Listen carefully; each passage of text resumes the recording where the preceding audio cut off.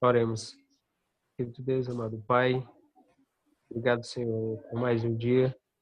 Graças te damos pela oportunidade de salvação, pelo teu amor e a tua misericórdia infinita. Quero te pedir, Senhor, que tu venha cada vez mais estar presente em nossas vidas, nos conduzir de acordo com tua vontade e que a gente possa ser instrumentos utilizados em tuas mãos. Que o teu Santo Espírito venha fazer morada em nossos corações, venha restaurar, reformar e nos encher com os teus ensinos, com a tua vontade, com a tua palavra, com aquilo que tu queres para cada um de nós. Nós te oramos por mérito nosso e agradecemos desde já, em nome de Jesus. Amém. Amém, amém. A gente estava falando no bloco anterior, né? A gente falou da Páscoa, mas eu queria seguir essa questão do sacrifício de Jesus. Então, eu queria que vocês abrissem a Bíblia de vocês no capítulo 27 de Mateus, né? A gente leu trechos e um deles foi do capítulo 26, mas eu queria que vocês abrissem no capítulo 27, do Evangelho de Mateus. Eu vou desligar minha câmera para não ser um ruído, se ficar olhando para mim, mexendo para o lado, porque eu fico me balançando o tempo todo aqui enquanto eu estou falando. Vamos. Mateus 27, a gente tem no verso, cadê? A partir do verso 15, a condenação de Jesus à morte. Condenação de Jesus à morte. Todo mundo achou? Amém? Misericórdia? Amém. Tem um amém, então vou deduzir. Amém. 27, 3, né? 15. Foi 27. Mateus 27. 27? Amém. Mateus 27, 15. Começa. Alguém lê aí o verso 15 e o verso 16, por favor. Na verdade, lê até o verso 19.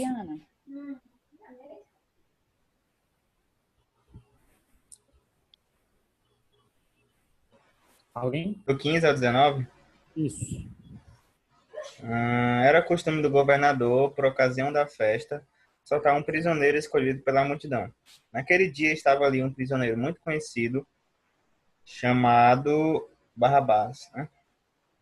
Portanto, quando a multidão se reunia ali, Pilatos lhe disse: qual destes vocês querem que solte? Barrabás ou Yeshua, né? Ou Jesus, chamado Messias?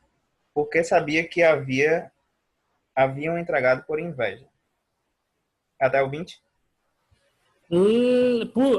Pula aí a partir do verso 20. Vai 20, 21 e do 20 ao 21 e 22. Pronto. 20, 21 e 22. Certo. Mas os principais anciões convenceram a multidão a pedir a libertação de Barrabás e a execução de Jesus. Qual dos dois vocês querem que eu lhe solte? Perguntou o governador. Barrabás, responderam eles. Pilatos lhe disse: que devo fazer então com Jesus, o chamado Messias? Todos disseram: execute-o. Execute-o. Beleza.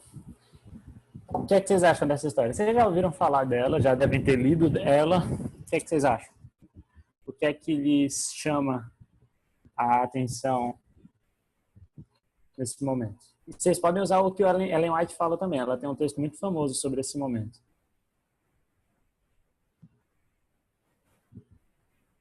Hein?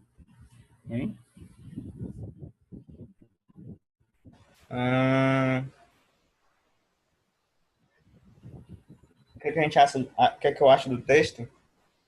O que vocês acham desse episódio aqui, desse momento dessa história? O que vocês sabem sobre esse momento da história?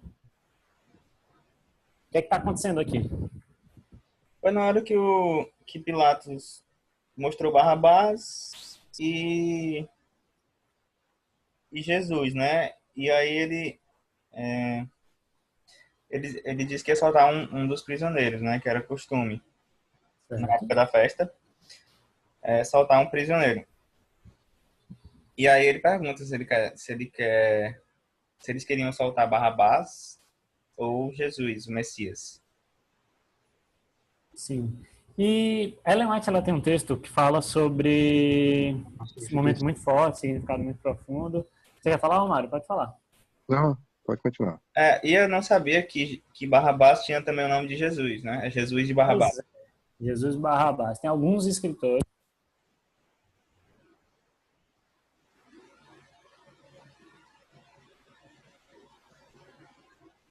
Alô? Tá me ouvindo? Sim.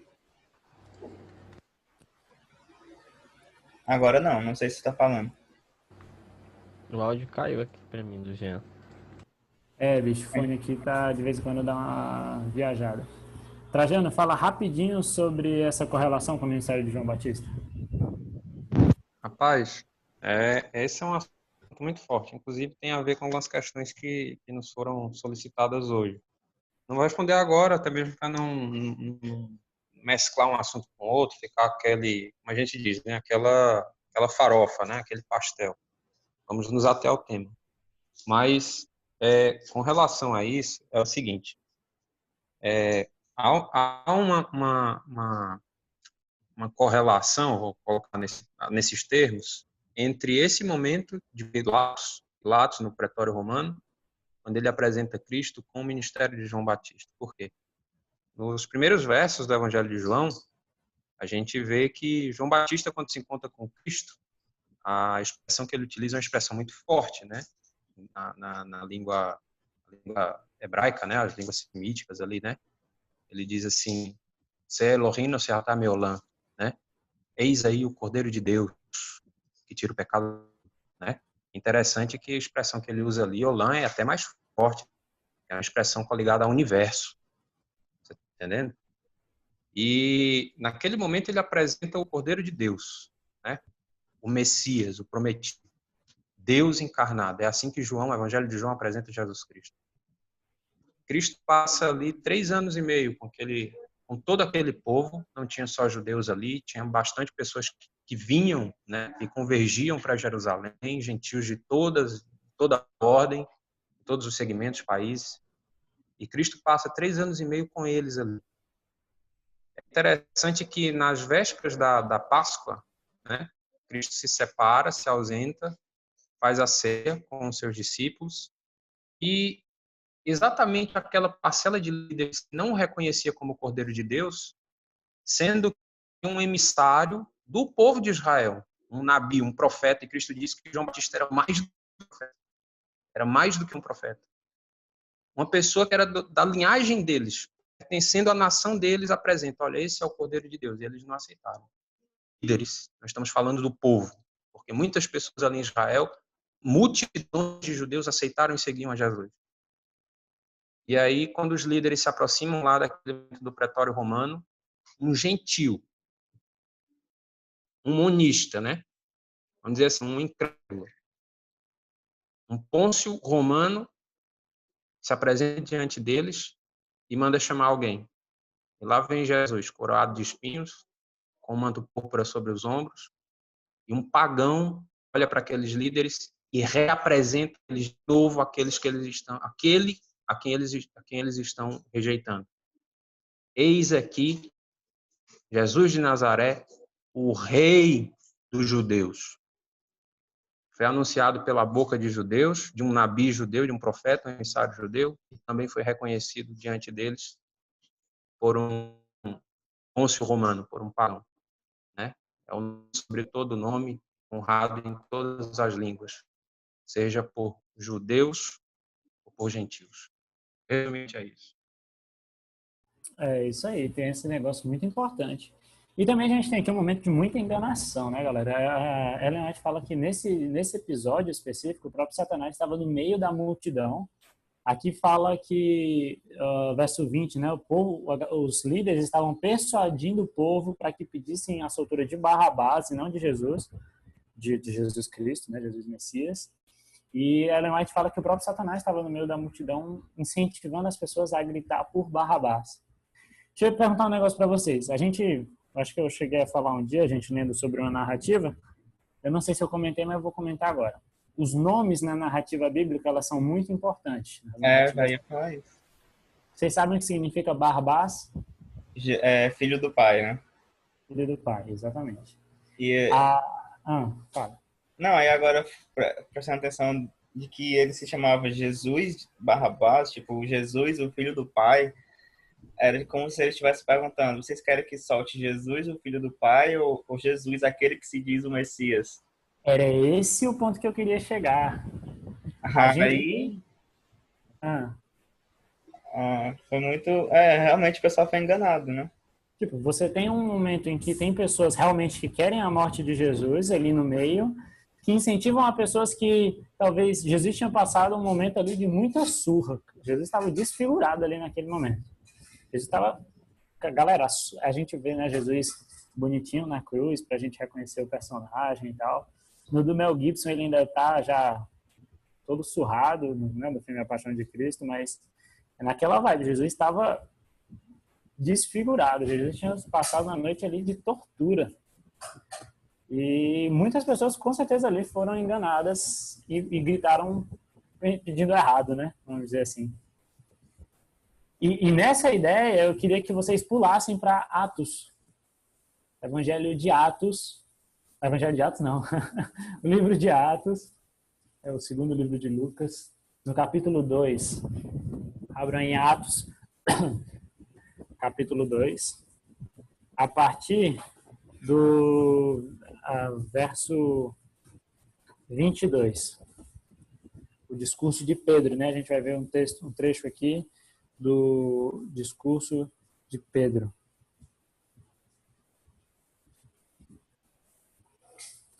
A gente tem Atos capítulo 2, a partir do verso 22, nós temos todo ali, teve derramamento do Espírito Santo e tal, e Pedro vai pregar.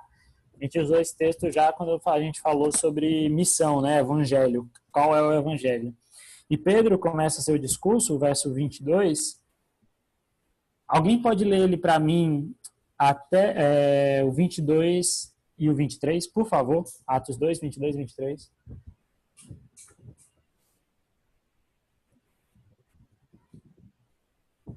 Atos 2, o quê? 22 e 23. Certo, tá bom?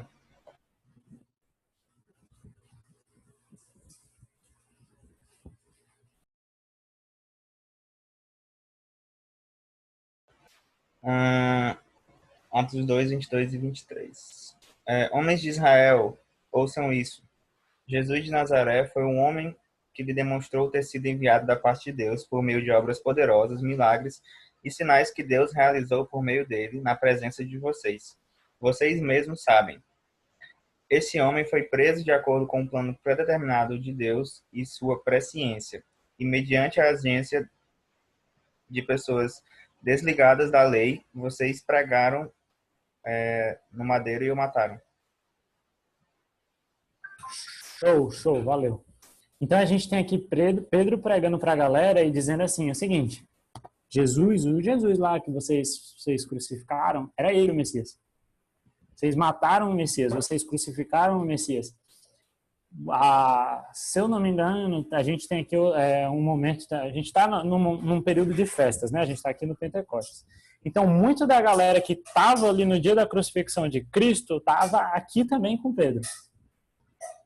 E muitos dos que tinham sido lá na ignorância mesmo, tinham sido enganados, tinham sido levados pelo meio da galera, agora estavam ouvindo da boca dos discípulos qual era a escolha, né, que eles tinham feito. Tendo em conta aquilo que o João Marcelo falou, né, que a gente viu no texto, do trocadilho, né, que fica tipo, vocês querem o Jesus, o filho do Pai, ou o Jesus que se diz ser Messias? Então, tendo essa questão toda, Pedro vai e volta e começa a falar como eles crucificaram Jesus e como Deus ressuscitou Jesus dentre os mortos. E aí, lá no verso 37, nós temos a ideia do que aconteceu com essas pessoas que ouviram e que compreenderam isso. Eu não entendi essa confusão aí dos nomes. Como assim? Tipo, eles equivocaram por causa dos nomes? Eu não entendi o que Alguns se equivocaram. Eles foram meio que enganados. Porque a gente tem, tipo, alguns autores chamam Barrabás, né, de Jesus também, né, colocam antes do nome Barrabás, põe Jesus Barrabás, e que o nome Barrabás significa filho do pai. Então, tipo, se fosse fazer tudo traduzido, a gente teria dizendo lá no capítulo 27, deixa eu pegar os termos corretos, ele falando assim, ó, qual dos dois vocês querem que eu solte? Barrabás, traduzindo, né? O Jesus, filho do Pai, ou o Jesus chamado o Cristo, né? Jesus chamado o Cristo é Jesus, o nosso Jesus. E aí muitas pessoas podem se confundir, tipo, se você for ler com as traduções do nome, né? Senão fica Barrabás e Jesus o Cristo. Certo, mas isso você está deduzindo ou foi o que aconteceu? Tem algumas pessoas que escrevem sobre isso.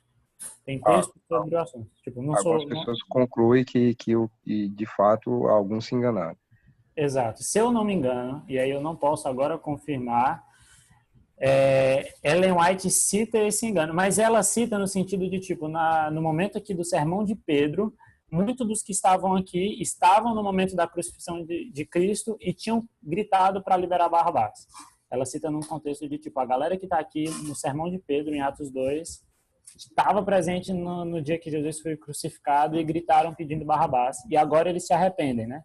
Porque no verso 37 de Atos 2, fala que eles ficaram muito, muito preocupados, muito comovidos, com o coração meio bem agitado, e aí perguntaram, o que é que a gente faz então?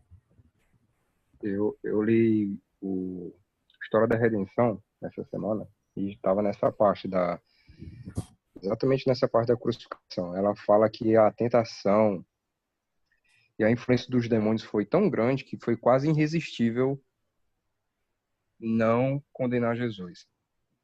Quer dizer, foi quase irresistível não pedir a morte de Jesus, da quantidade de tentação ali de demônios naquele momento. Sim. A gente nem precisa entrar muito nessa ideia de simplesmente de falar que o nome ajuda a confundir, né? Se você só para ver essa questão de como eles estavam sendo influenciados, tem aquela pressão, né? Todo mundo gritando por Barrabás e tudo mais. Muita gente foi na onda deles mesmo. Ele é feito manada, né? Exatamente. E agora que quando Pedro fala, eles caem em si, né? Pronto, o Trajano está falando. Não era toda a nação que estava lá. Trajano, abre o microfone para você falar melhor. Opa, é interessante. Um ponto interessante, foi bom vocês terem tocado nesse ponto, você e o Romário. A minha voz está um pouco distante ou está dando para ouvir legal, sem interferência? Show de bola. Tá dando para ouvir legal ou não? Eu tô ouvindo. Eu também. Porque às vezes ela dá um chiado, né? Ela tipo meio que corta, sei lá. Tá um chiado, mas dá para entender. Dá para ir. Porque eu acho que é porque dá um eco aí no microfone de vocês. Se tiver alguém com o microfone aberto aí, vai dar um ecozinho aí. É por isso que vocês estavam falando lá, eu já estava falando, estava desligando aqui para não dar uma interferência.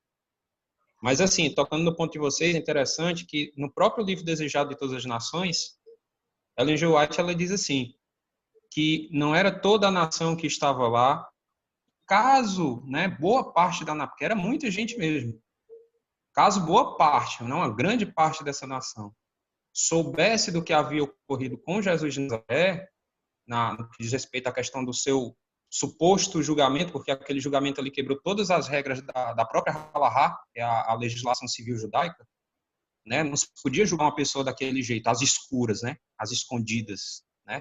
Ou seja, por trás das cortinas.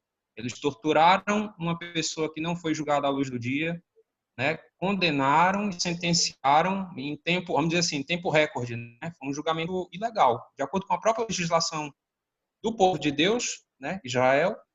O julgamento foi ilegal, de acordo com a própria Torá, olha só.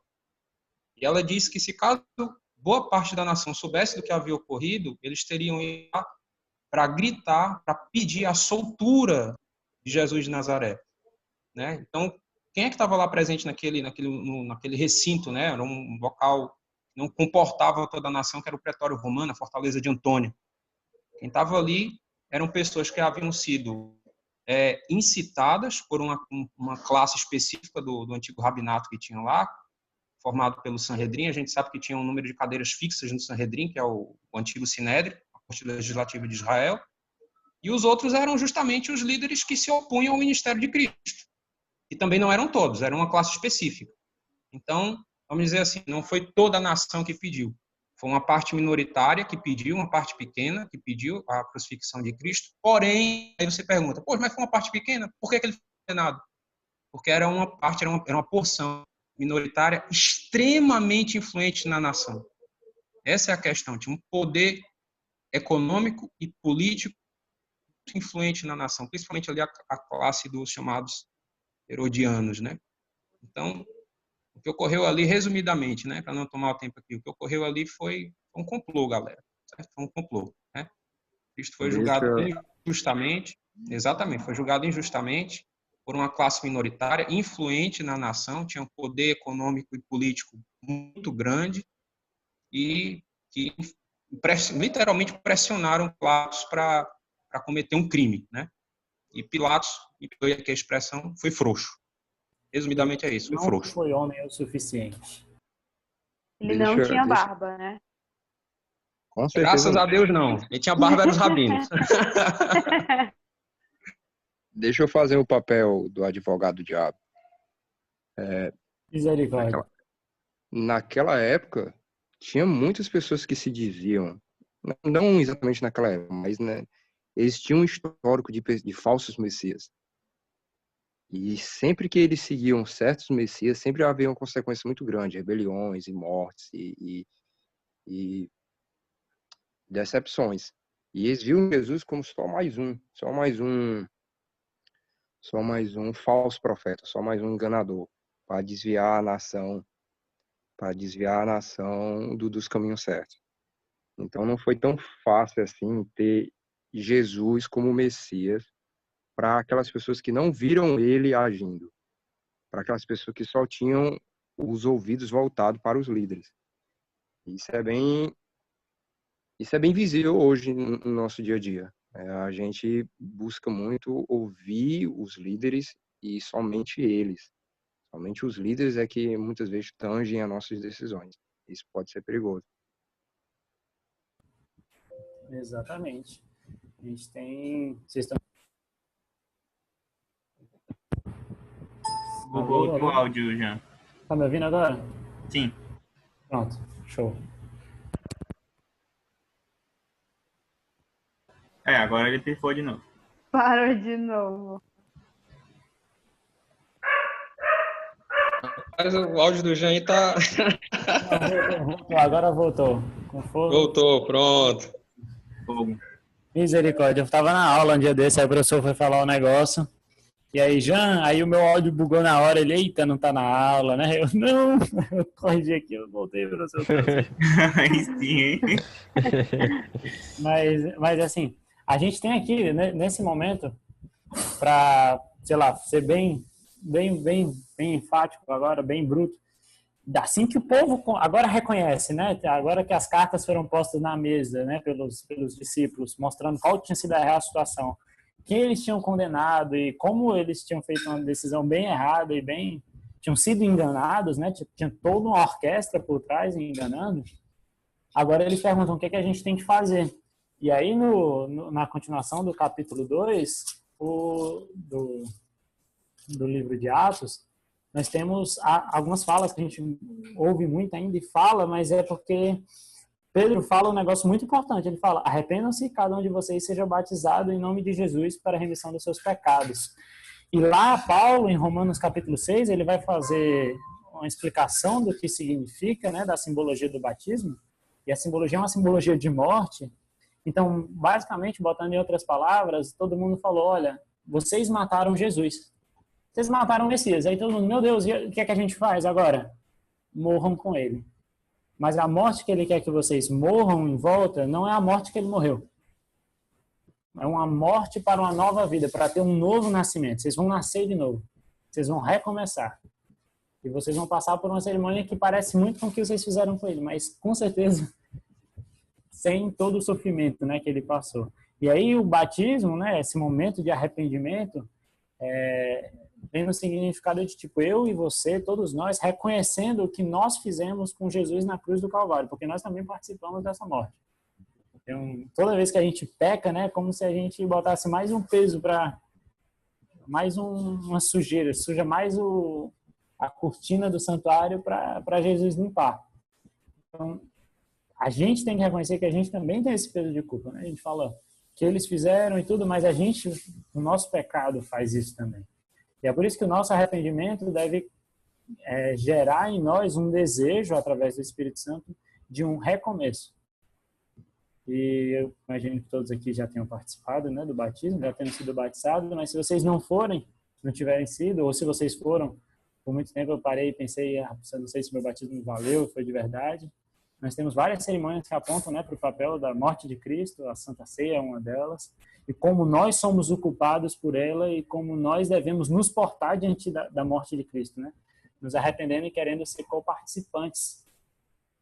E aí as pregações dos discípulos e dos apóstolos, todo mundo que vai pregar depois disso, sempre vai ter uma ênfase em como nós cristãos devemos nos comportar e devemos nos posicionar diante da morte de Cristo, pedindo a nossa morte também.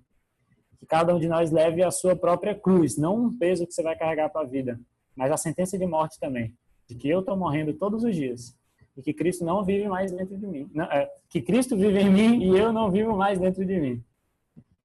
E tem pouco tempo, não sei se vocês vão querer recomeçar, desligar. Seria bom, se tiver pouco tempo, né, encerra e reinicia, né? Começa de novo. Vou reiniciar aqui, então. Reinicia e voltem que a gente faz a conclusão.